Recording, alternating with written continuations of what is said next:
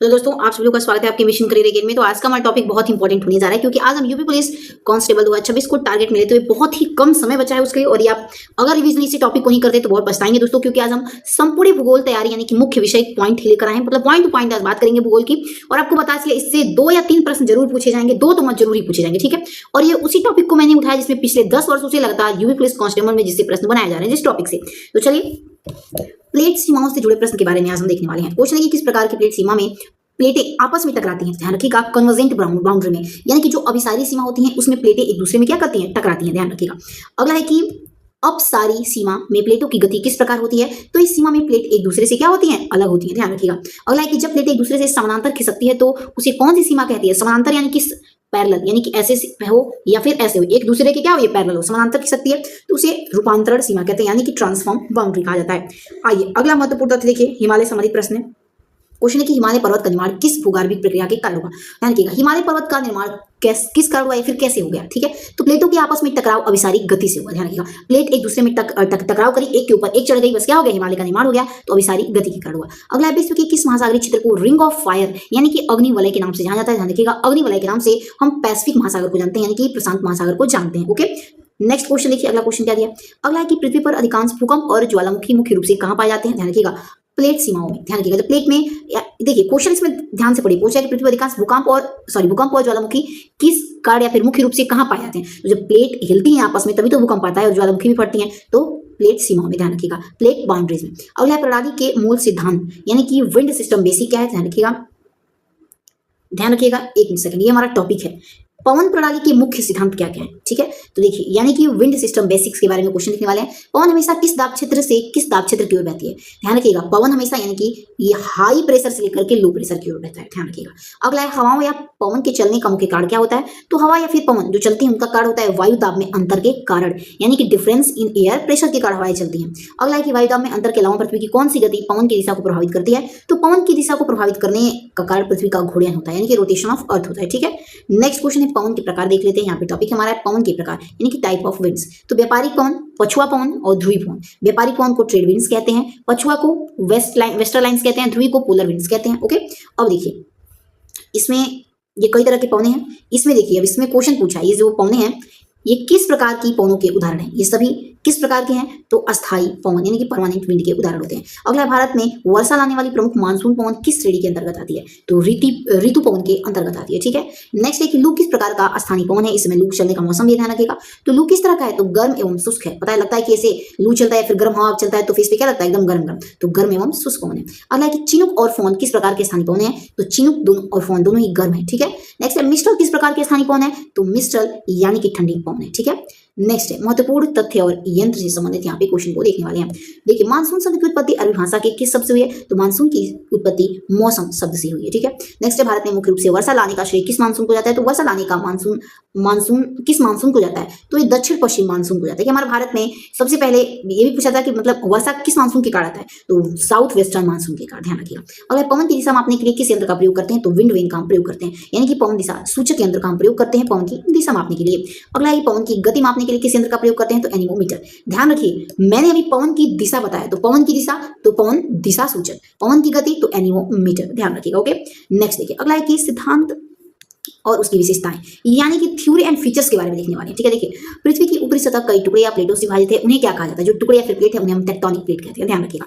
अगला क्या टेक्टोनिक प्लेटें स्थिर होती हैं या गतिशील। तो प्लेटें लगातार धीरे धीरे गतिशील रहती हैं। देखिए इसमें ये बहुत इंपॉर्टेंट है, प्लेटें जो होती हैं धीरे धीरे गति करती रहती हैं और वही तेज गति करती हैं तो क्या होता है, भूकंप आने का कारण बन जाता है, ठीक है। और धीरे धीरे आपको बताते चले कि धीरे धीरे ऊपर की तरफ क्या हो रहा है, भारत में हमारा खिसक खिसक के, यानी कि चीन में ये हमारा देश है। ध्यान रखिएगा एक सेकेंड, ध्यान रखिएगा ये हमारा इंडिया है, ठीक। तो धीरे धीरे ये चाइना की तरफ खिसक रहा है, ठीक है, ये भी ध्यान रखिएगा। अगला है कि प्लेट विवर्तनी सिद्धांत से जुड़े प्रमुख वैज्ञानिक कौन है। तो अल्फ्रेड वेगनर है। ध्यान रखिएगा। नेक्स्ट क्वेश्चन है कि प्लेटों के टाइप से संबंधित प्रश्न है। देखिए बनावट और स्थिति के कारण टेक्टोनिक प्लेटें मुख्य रूप से कितने प्रकार होते हैं। टेक्टोनिक के 2 प्रकार हैं, एक महाद्वीपीय प्लेट और एक महासागरीय प्लेट, ठीक है, यानी कि continental plate and oceanic plate. Plate है, ठीक है।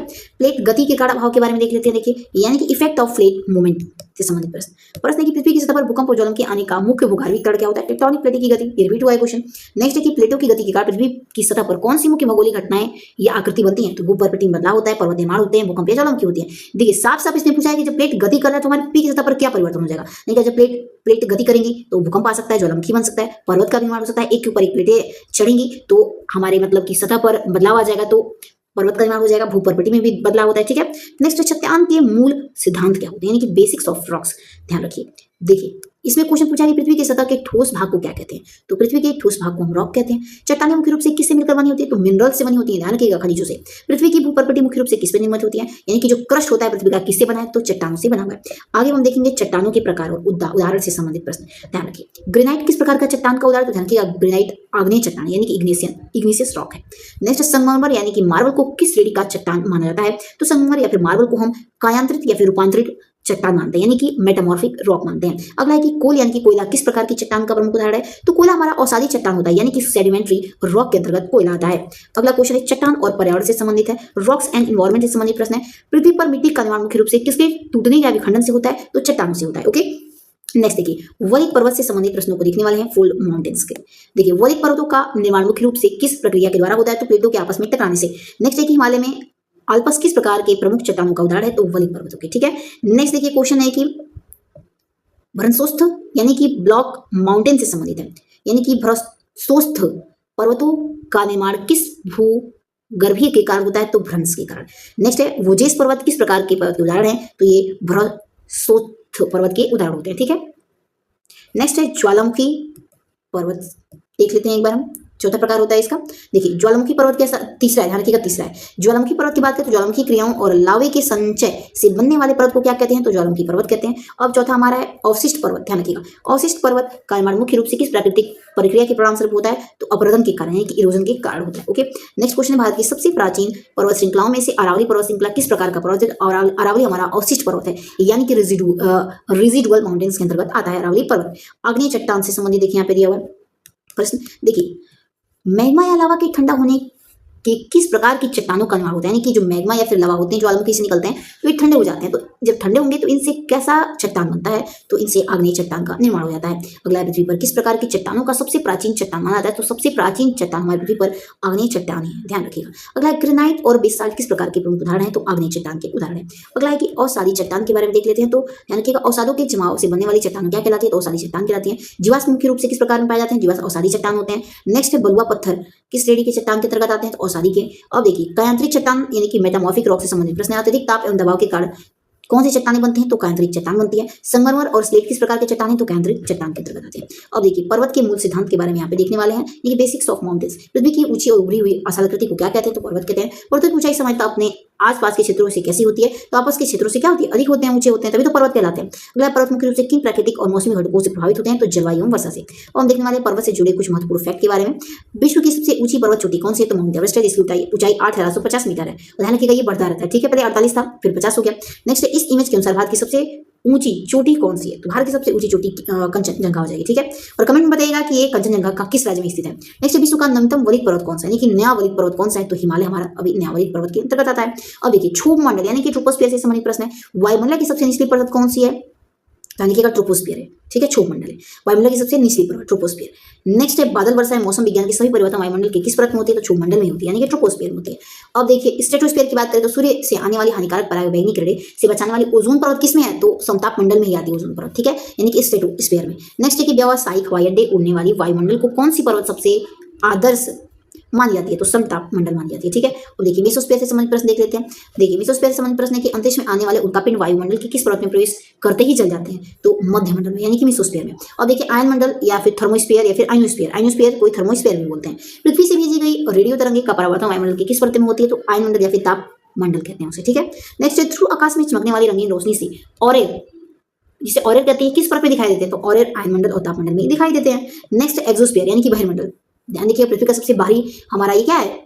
एक्सोस्फीयर ही बहिर्मंडल आता है, ठीक है। वायुमंडल की सबसे भारी ऊपरी परत किसे कहते हैं? तो बहिर्मंडल को कहते हैं। मानव निर्मित कृत्रिम उपग्रह ये किस परत पर स्थित है, तो ध्यान रखिएगा ये किस परत पर है, तो बहिर्मंडल में ही बताएंगे। ठीक है, अब देखिए वायुमंडल का संगठन एवं विशेषताएं से संबंधित प्रश्न है। तो पृथ्वी की चारों ओर घिरे हुए गैसों का विशाल आवरण को क्या कहा जाता है, तो उसे वायुमंडल कहते हैं। वायुमंडल में सर्वाधिक मात्रा में पाई जाने वाली गैस कौन सी, तो नाइट्रोजन 78% आपको पता होगा। हमारे वायुमंडल में जीवन दायनी गैस यानी कि ऑक्सीजन का प्रतिशत कितना है, तो 21% है। पृथ्वी पर मौसम संबंधित सभी प्राकृतिक घटनाओं वायुमंडल के किस अवशिष्ट भाग में संपन्न होती है, तो क्षोभ मंडल में होती है सभी प्राकृतिक घटनाएं। और देखिए महत्वपूर्ण तथ्य यहाँ पे मापन यंत्र से संबंधित क्वेश्चन लिखने वाले कि सूर्य से आने वाली हानिकारक परावैंगनिक किरणें से हमारी रक्षा के लिए कौन सी गैस की परत करती है, तो O3 करती है। चलो ठीक है, O3 ठीक है, ध्यान रखिएगा। यानी कि सूर्य से जो हानिकारक अल्ट्रावायलेट रे आती है परावैंगनिक किरण, वो उससे कौन सी गैस हमारी रक्षा करती है, तो ओजोन परत करती है। ठीक है, उस गैस से पूछा है इसमें। ठीक है, तो ओजोन परत जो हमारी है वो रक्षा करती है। अगला वायुमंडलीय दबाव या वायु दाब मापने के लिए वैज्ञानिक किस यंत्र का प्रयोग करते हैं, तो या तो आप वायुमंडलीय दाब मापे या फिर वायु दाब मापे, उसके लिए हम बैरोमीटर का प्रयोग करते हैं। अगला पृथ्वी पर जीवन की निरंतरता के लिए वायुमंडल मुख्य रूप से हमें क्या प्रदान करती है, तो रक्षा, श्वसन, ऑक्सीजन, जलवायु संतुलन सभी प्रदान करती है। ठीक है, और मानसून के मूल सिद्धांत के बारे में क्वेश्चन लिखेंगे, यानी कि बेसिक्स ऑफ मानसून। तो क्वेश्चन है कि ऋतु के अनुसार अपनी दिशा बदल लेने वाला पवनों को क्या कहते हैं, तो मानसून कहते हैं। मानसून शब्द की उत्पत्ति किस भाषा के मौसम शब्द से हुई है, तो अरबी और फारसी से हुई है। अगला है कि भारत में वर्षा का मुख्य स्रोत क्या है, तो मानसून होता है। नेक्स्ट देखिए अगला, मानसून की उत्पत्ति या मानसून बनाने का मुख्य कारण क्या होता है, तो स्थल एवं जल का असमान तापमान होता है। नेक्स्ट है कि मानसून की प्रक्रिया से संबंधित क्वेश्चन है कि गर्मियों के दिन में स्थल जल में से कौन सा भाग जल्दी गर्म होता है और वहां निम्न दाब का क्षेत्र बनता है, तो स्थल जल्दी गर्म होगा। ठीक है, नेक्स्ट है मानसून के समय पौने किस क्षेत्र की ओर चलती है जिससे वर्षा होती है, तो ये जल से स्थल की तरफ चलती है, ध्यान रखिएगा। ओके, यानी और उच्च दाब से निम्न दाब की तरफ। अगला है कि भारतीय मानसून से जुड़े कुछ महत्वपूर्ण तथ्य देख लेते हैं। देखिए भारत की मुख्य भूमि में मानसून सबसे पहले किस राज्य में प्रवेश करता है, तो केरल में। अगला भारत से मानसून वापसी की शुरुआत मुख्य रूप से किस राज्य से होती है, तो शुरुआत राजस्थान से होती है। मानसून की अनिश्चितता के कारण भारत में अधिक वर्षा और कम वर्षा क्रमशः कौन सी स्थिति उत्पन्न होती है, अगर अधिक वर्षा होगी तो बाढ़ आ जाएगा, कम वर्षा होगा तो सूखा पड़ जाएगा। और ध्यान रखिएगा इसमें यानी कि अभी मौसम विभाग के द्वारा 80% चांस बताया गया है कि इस साल क्या पड़े, सूखा पड़े, ध्यान रखिएगा। अगला है भारत की अर्थव्यवस्था का कौन सा मुख्य क्षेत्र पूरी तरह से मानसून पर निर्भर है, तो भारतीय कृषि हमारा पूरी तरह मानसून पर निर्भर है। अब देखिए यहाँ से हमारा प्रश्न होगा दक्षिण पश्चिम मानसून से संबंधित प्रश्न, यानी कि साउथ वेस्टर्न मानसून। भारत में दक्षिण पश्चिम मानसून मुख्य रूप से किस महीनों के दौरान होते हैं, तो ये जून से सितंबर तक, ध्यान रखिएगा।